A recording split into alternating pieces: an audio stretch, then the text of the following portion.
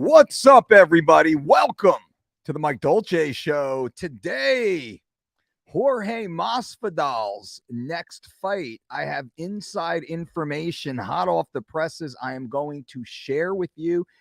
And it might not be what you originally thought clicking onto this video, but let me explain further.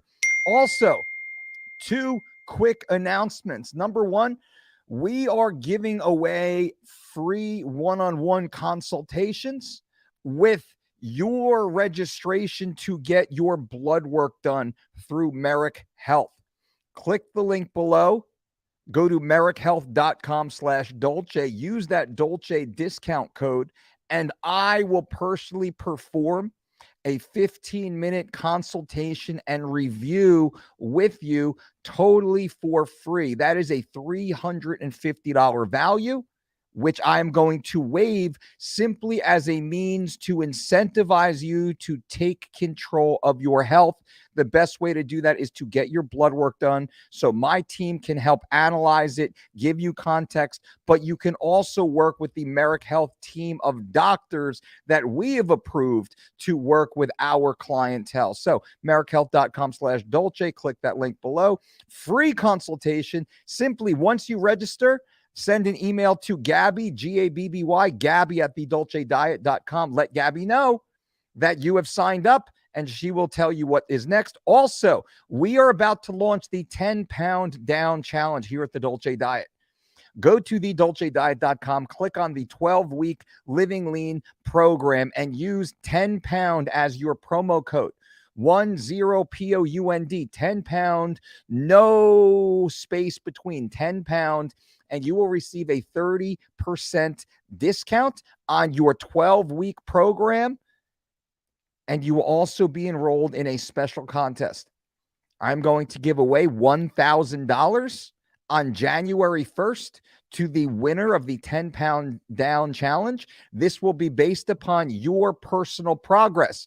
The goal is to lose 10 pounds between right now and January 1st. The more time you have to do this, the better your results are.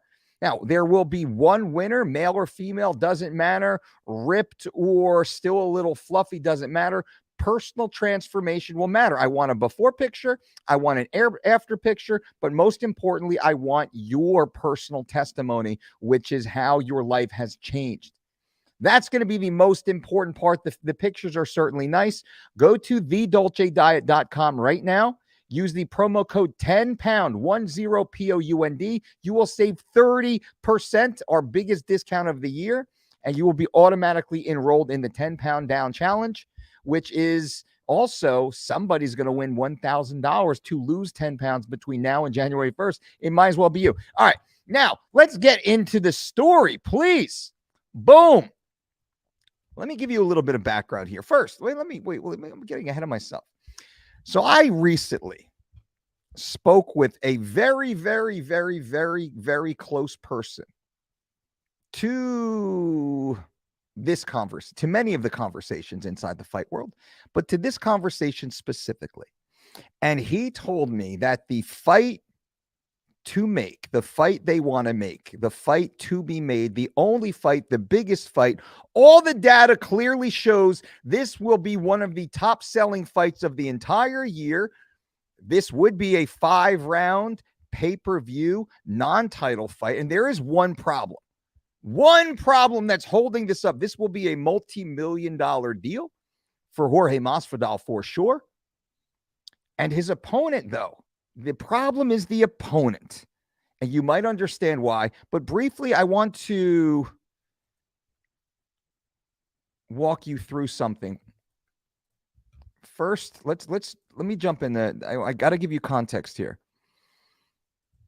All right, Jorge Masvidal, a.k.a. Gamebred. Jorge has not had a good time recently. Jorge is coming off of 3 consecutive losses, one of which was a nasty knockout to Kamaru Usman, the former welterweight champion, and one was a just demoralizing ass beating, to be fair, from arch nemesis Colby Covington.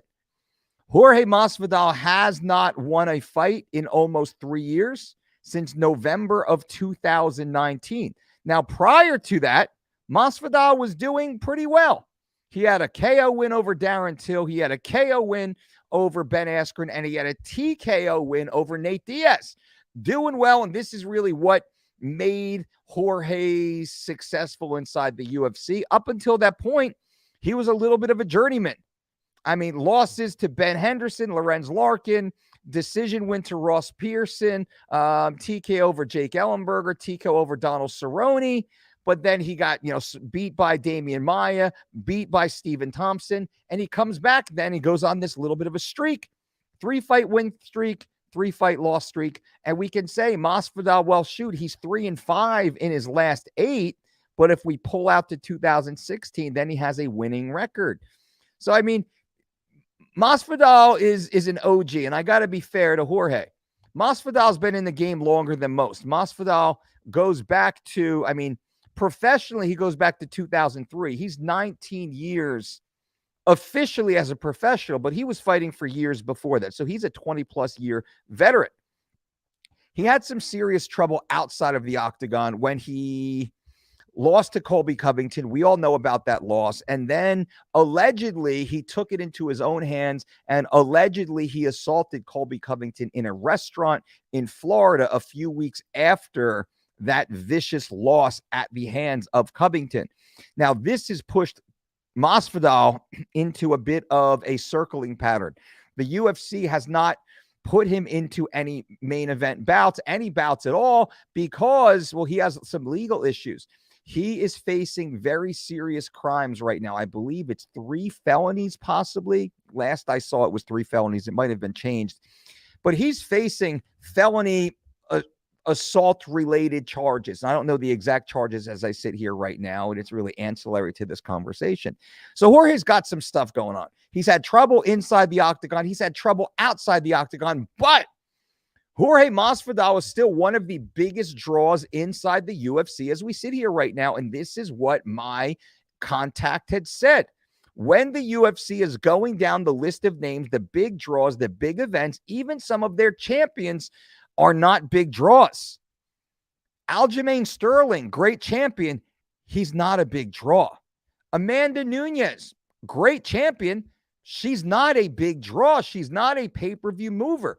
Even Israel Adesanya, as talented as Izzy is, he's not a big draw. This is the problem. Alexander Volkanovski, great. These are all amazing fighters, but they are not big draws. They're not doing 600, 800,000, 1 million views per pay-per-view. Masvidal can do those numbers given the right opponent. And this is the question: who is the big draw? Who is the best opponent? And what the data shows is the best opponent would be none other than Khamzat Chimaev. Khamzat Chimaev. Now, Masvidal has 3 losses since 2019, no wins. Chimaev is undefeated with 1, 2, 3, 4, 5, 6, 7, 8 wins.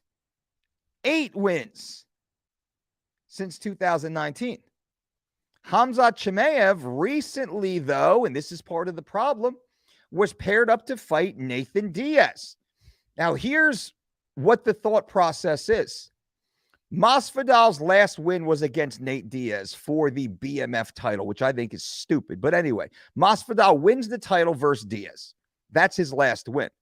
They then paired Diaz up with Khamzat, with the thought being they're trying to build up the young star in Khamzat, and they want to send Nate Diaz, who is a legitimate pay-per-view draw, they want to send Nate Diaz off with a loss because Nate Diaz's use to the UFC is expiring, has expired. Unfortunately, very much the way Jorge Masvidal's use is expiring. When we look at Masvidal, what do we see? We see a guy who's likely on the tail end of his career. Masvidal, I believe, is 38 years old right now. So he's on the wrong side of 35. 35 is about the peak for an MMA athlete. Masvidal's knocking on the door of 40 years old right now. He's coming off 3 losses, decisive losses. He has a lot of miles on him. He's got a lot of legal trouble. He's got a lot of stress, and he's got enough money that he might not be as motivated as he once was. The UFC knows this, but they can get one good pay-per-view push out of Jorge Masvidal before he tilts over the hill, and they can push Khamzat Chimaev right into that position. Just like they were going to do with Nate Diaz. Khamzat Chimaev can take the scalp of Jorge Masvidal and immediately be propelled into that same pay-per-view position that Masvidal once held and is really clinging on to by by his fingernails at this point. Now, I'm a Masvidal fan, I got to say. Masvidal is exciting. Masvidal brings the heat. Masvidal can finish the fight with one punch. He can outgrind you. Masvidal is in good shape unless he faces a Colby Covington who's in amazing shape. Khamzat Chimaev has proven not to be in great shape. He seems to gas out in the second round. Masvidal can go 5 rounds. He went 5 rounds against Usman. He went 5 rounds against Covington. But the problem is, will Khamzat make weight at 170? And this is the sticking point. This is the sticking point. Now, I should say the heat is already there. The heat is already there. Masvidal and Khamzat have already gone back and forth in the media. And this is Yahoo Sports. Jorge Masvidal has played down Khamzat Chimaev's prospects in the UFC, saying, I haven't seen anything that makes me a believer in this guy yet. Masvidal goes on to say, the Burns fight was supposed to be Khamzat's coming out party, and it didn't go according to plan. A lot of people felt Gilbert won that fight. A lot of people still think Gilbert won that fight. I don't really think Khamzat is as good as they say he is. I'm more of a see then believe guy, and I haven't seen anything that makes me a believer in this guy yet. Masvidal goes on to say, I personally would love to break his face. Once he starts selling pay-per-views and stuff like that, I wouldn't mind breaking his face. Khamzat replies very simply with this, wake up, buddy, which is images of Masvidal having been brutally knocked out by Usman. So the heat is there. These guys have gone back and forth. They've already agreed, well, relatively in MMA terms, to fighting. And discussions now are, can we make the fight? But the problem is Khamzat just missed weight by 6 pounds, 6.5 pounds. Can Khamzat make weight? That's the only sticking point in this bout right now. And that is an issue. So I want to hear what you guys think. Let me chime in on the questions here. We got Ant-Man, Jesse Lee, Mother Superior. What's up, Dolce Fluffy Cat over in LA, stopping by to hear some Dolce knowledge. Welcome, my friend. Leon Edwards left Masvidal in the dust.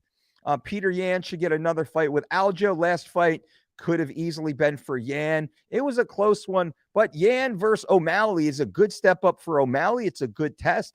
And if Yan beats O'Malley, and if Sterling wins, I think Yan, with the win over O'Malley, Yan immediately gets a shot at the title again because Yan is that good.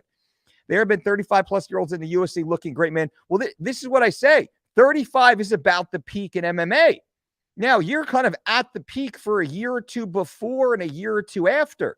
So this really gives an athlete a good 3 to 5 year run rate at their peak in the UFC when everything's clicking.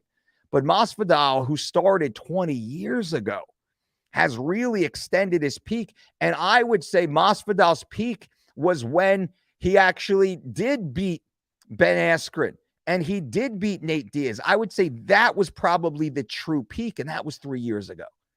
So Masvidal is likely now on the back end, and Masvidal was a bit of a party guy. As far as, he's not as much a drugs and alcohol guy, but he takes his time off and he relaxes and kicks back.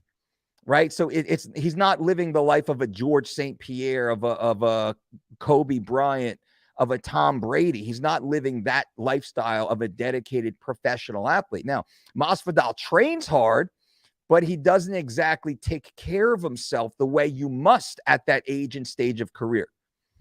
I don't buy the age nonsense about being too old. Dana White pushes. Man, I'm a 46-year-old guy. Let me tell you, age is real. I've been in this game for over 20 years working with athletes. I know exactly how things change. Athletes over 30 spend most of their day doing prehab and rehab just so they can train once or twice a day. That's real. That's real. Every year over the age 30 gets a heck of a lot harder. What do you estimate Khamzat's body fat percentage is? He's single digit when he competes, for sure. For sure. Khamzat looks great. He's just so damn big and undisciplined in the offseason. Coach, why does everyone try and put an expiration date on an athlete? You're seeing this now with Cristiano Ronaldo, probably the best and shape athlete ever. You know, that's a great question, Brian. I think a lot of it is due to generalizations. Most people are not dedicated, diligent, and consistent in the offseason and year round. You look at what LeBron James does. LeBron James spends $1 million a year on his physicality, on his health, on his body. Tom Brady probably spends something similar to that. And you look at, now these athletes are the outliers, though. These are the outliers. It's very rare. So most, if you look in the Premier League or professional football, soccer, all pro sports, you will see most of the athletes peak somewhere in their early 30s. Their career is pretty much a shadow of what it once was. The athletes who take the best care of themselves can get into the mid-30s, but once you start knocking on the door of 40 years old, it is much harder to keep up, simply because age is real. There is a rapid decline from a biochemical, physiological perspective. That is a hard battle to fight, to keep up the rigorous training schedule and be enduring all of the injuries. Now, is it possible? Yes, it's possible, which is why I come on here every day and discuss it. Khamzat should stick to 185. He still holds a physical advantage. Not as much. I agree. Khamzat looks like he still had a high body fat percentage on the scale that day, and I agree. He was certainly heavier on the scale. Heard Khamzat has visa issues. That's possible.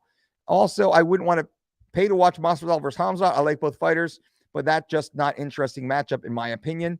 I don't disagree.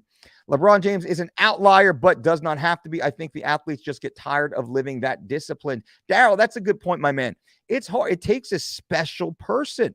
That's what forced GSP out of the game. The discipline was driving him crazy. He was developing like an obsessive compulsive disorder, he had said, because he had to be so ultra focused on his training and on his recovery and just on the fight game itself. It was ruining his life. I understand that.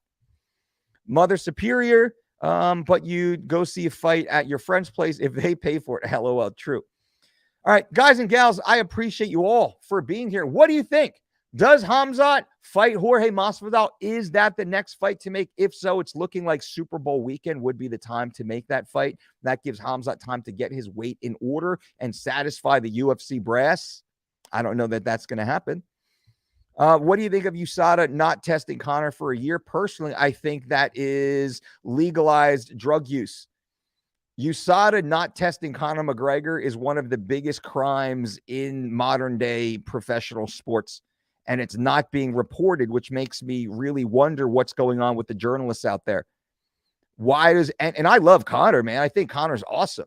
But why, how come Conor McGregor is not tested in an entire year, but Ashley Evans Smith gets suspended for taking an over-the-counter DHEA supplement, which can be bought at Whole Foods? That's some bullshit right there, to be fair. That's some bullshit. Paulo Costa seems to be really working hard on his eating plan and seems very disciplined. I agree, because Costa was set to lose millions of dollars if he didn't get his act in gear. And we all remember his weight loss debacle. All right, guys, I appreciate it. Boom. Thumbs up this video. Subscribe to the channel if you have not. And until next time, boom.